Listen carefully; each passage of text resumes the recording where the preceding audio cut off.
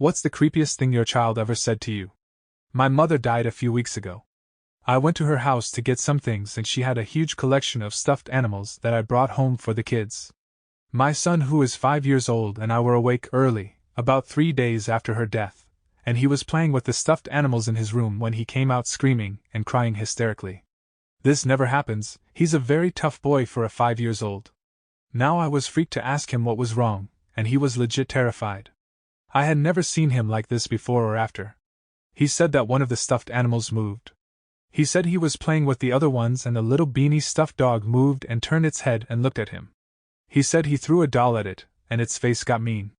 He refused to go back in that room or leave my side until I put the stuffed dog in the trash, not the inside trash or the outside trash near the house but the dumpster down the street. I don't believe in ghosts or anything, but while carrying that thing out to the trash I got goosebumps and felt super freaked out. My son tells me stories of scary Uncle Michael in his bedroom at night. He says he is a gray man that looks like his uncle, and he climbs on walls and calls out to him, and one night he tried to eat him. Yep, nightmare fuel. Not my kid, but I was working at my job and a parent came in with their kid. The kid started acting a little silly and asked if he could work here. I asked him if he was 18. He played along for a while and eventually confessed he was 5. I told him that's okay. I told him maybe he'll work with me in 13 years, and he looked me up and down and said, "No, you'll be dead by then. I'm not even 30 yet." What does he know? The parent apologized, but it still rattled me a smidge. My little sister had some creepy moments when we were younger. She often claimed that people were in her bathroom at night talking and watching her. She called them P and the Tape Monster. There are a couple stories regarding them, both funny and creepy. One night she woke up scared and went to my parents' room to sleep with them. Before she went back to sleep, she used their bathroom, and when she came out she said, "Why are there people in your bathroom, Mommy?" Dad was out of town. Mom still swears this was the scariest thing any of my siblings ever did. While I was driving my 4-year-old nephew around, he spent some solid few minutes telling me about the dead body he stashed in my trunk. This was a long time ago, and as far as I know, he isn't a serial killer. My mom loves telling me this story about the time I discovered hypnotism. When I was 4, I found out about hypnotism. I don't remember how, but apparently, I became fascinated by the idea of having mind control abilities. One day, my mom says my grandpa loaded me into the car for one of our normal grocery store outings only for him to return an hour later furious. After he calmed down, he told my mom that I refused to stop staring him down in the rearview mirror with a very serious look on my face. He had asked me to stop on several occasions, but said I never really replied. I just kept staring menacingly. Then, he said suddenly, I looked into his eyes and said, "Papa, I'm going to hypnotize you. I'm going to put my toe in your mouth." My mom said she thought it was funny at the time but couldn't laugh because my grandfather was seriously so enraged. My youngest, 4 years old at the time, was on the carpet playing with his cars. "Son, I can't wait to get a new house when this house explodes me." "Huh, sure that sounds." "Wait, what?" "Son, yeah, when our house explodes, be ready and we'll just run out real fast," and then he turned back to playing with cars like nothing was said. Thankfully that was 5 years ago, and my house has not exploded. Just after my little brother was born, my mom, 3 years old sister, and me were talking about what not to do around the baby. Things like not leaving small toys out or throwing balls around the baby. After a few minutes my sister chimed in and said, "And you don't cut off baby's lips with a sharp knife." My ex-father-in-law died a couple years before my daughter was born, so she never met him. He was known as a funny guy, always quick with a one-liner. As strange as it sounds, there were no pictures of him around until my daughter was about 4 years old, and my ex-mother-in-law set one next to the urn where his ashes were kept. The first time my daughter saw the picture, she pointed to it and said, "That's Grandpa. I like when he looks in my window and makes me laugh. I don't like his friends, though." She had never mentioned this. When I tried to ask her about it, she seemed nonchalant. She's older now and says she doesn't remember it. I'll never forget it. It was a Saturday morning a few years ago, and my wife and I were still in bed, and she was trying to convince me to make pancakes for breakfast. My oldest son, about 6 at the time, came into the room and agreed with her. He then said, "You should make some for Tyler too." Now, he had never had imaginary friends, and we didn't have anybody in the house or family named Tyler, so I was curious and asked him who Tyler was. He then said, "Tyler is the man sleeping in my bed. Anyway, Turns out a local teenager had gotten totally drunk the night before, jumped into the local public swimming pool, got separated from his friends and wandered into my house, thinking it was his friends, and passed out on my son's bed in his wet chlorinated clothes.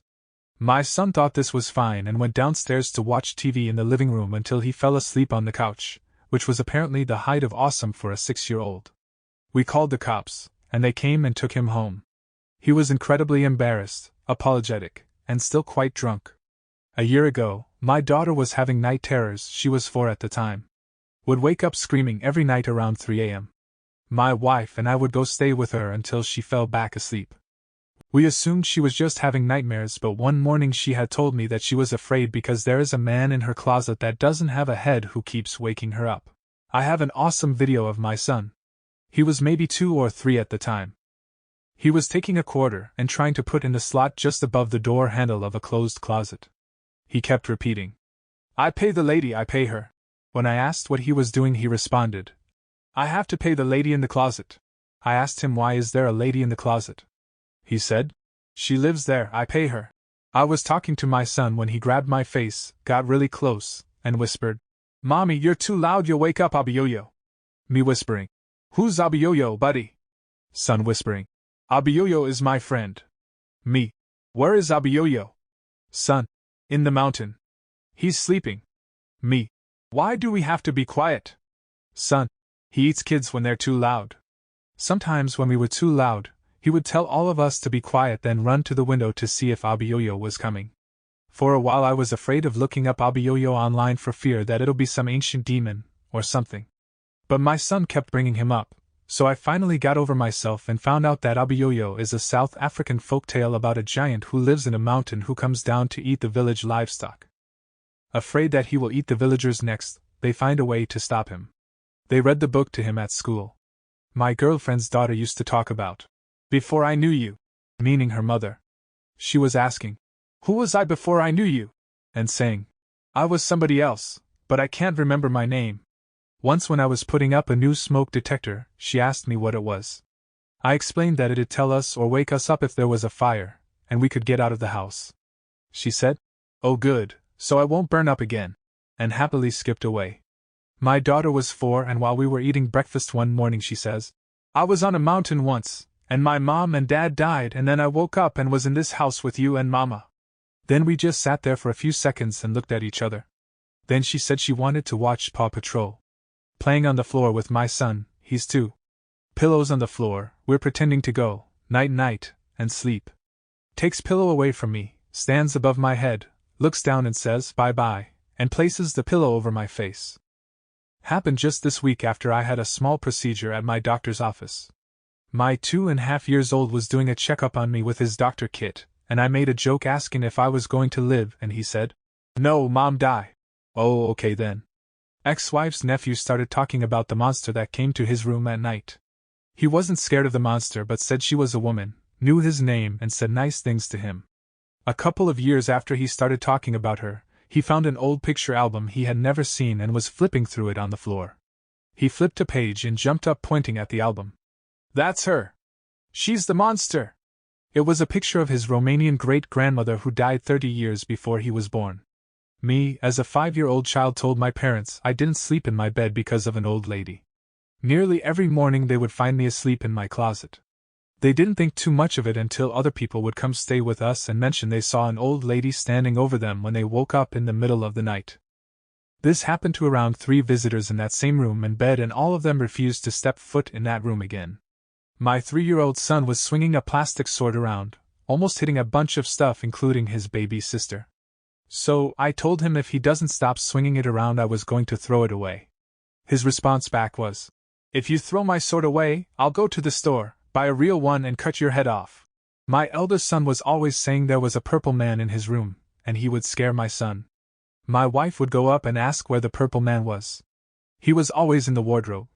So, she would open the little wardrobe doors and shout at the purple man to leave our son alone, and he would go away. One day the son was running around in just his vest the way kids do when they are little, and my wife found strands of purple cotton on the vest. We didn't own anything that color, we didn't like purple clothes. She took them and put them in a little plastic bag to show me when I got home from work. That same day my son shouted the purple man was in the wardrobe again, and then the wardrobe fell over on its own, missing my son by inches. We never heard of the purple man after that. Not my child, but I used to babysit a kid every now and then when I was in high school. The family lived kind of on the outskirts of the city. The house itself was normal, but the area around the house would sometimes give me creeps, especially the backyard. Sometimes you would be outside, and it honestly felt like something was hiding in the tree line watching you, and it would get really, really quiet. One time the kid was complaining about how it was too dark in his room, and he was afraid to go to sleep in there. The curtains in his room were closed, so I just told him to open the curtains and let some light in from outside. He then froze up and told me that he always sleeps with the curtains closed, and begged me not to open them. I asked him why, and he said something along the lines of, "The horse outside always stares at me." There are no horses nearby this house. This was in Southern California, so not exactly farm country. I asked him what he meant by that, and he basically said that a very skinny horse would crouch down outside his window every so often and stare at him, and sometimes start growling like a dog. I've never heard a horse growl before. I eventually looked outside in the morning, and I didn't notice any hoof or paw prints or anything, so if he was making it up. He seemed legitimately freaked out though. I've always wondered if maybe he was seeing a mountain lion. When my nephew was 3, I went to my sister's house to watch him and his older sister. I was in the kitchen washing up some dishes when I looked out and saw him climbing up to the top of the water slide and noticed the pool cover was auto-retracting. I ran out to go get him because he couldn't swim at the time. I grabbed him before he reached the top. He thought it was funny. I put him down and couldn't figure out how he knew to retract the cover. His 4.5-year-old sister came out and said the old man told her to push the button. The man at the end of the pool. There was no one there. I was totally freaked out. So glad my sister moved from that house. When my daughter was just 2, she said a couple of things that freaked me out. One night she was looking up at the full moon from a stairway landing window. I thought it was cute, so I went up and asked her what she was thinking, imagining she would say something like, "Is the moon really made of cheese, Daddy?" or something like that. Instead, she looked at me and in a creepy old woman voice said, "We are all in the same cage." Like a good horror movie dad, I ran to the basement and pretended nothing happened. My baby was just learning to speak, not even a year old yet, was sitting in a shopping cart, raised her hands towards my neck and said, "Kill you." Shocked, I said, "What?" And she kept repeating it louder. "Kill you, kill you." Mommy brain was. There is no way my baby is saying what I was hearing. I looked around to see if anyone else heard this not yet toddler saying "kill you" to their mother. So, I picked her up just to get her to stop. Not until later did I realize she was mimicking me when I reached my hands down to her and say, "Do you want me to carry you?" My younger brother had this imaginary friend called John when he was around 6 years old. He would bring him up at odd time and would write him a card at Christmas. My mom didn't say anything until many years later, but one night she was settling my brother into bed, and they were having little bedtime chats when she asked him a little about John. She asked him how old John is, and my little brother told her John is 7 but died when he was 32. She told me a shiver went down her spine and she stopped asking about John after that. But get this, her and my dad looked into it and found out that about 20 years earlier, a man called John died in a motorcycle accident at the bottom of our lane when he was 32 years old.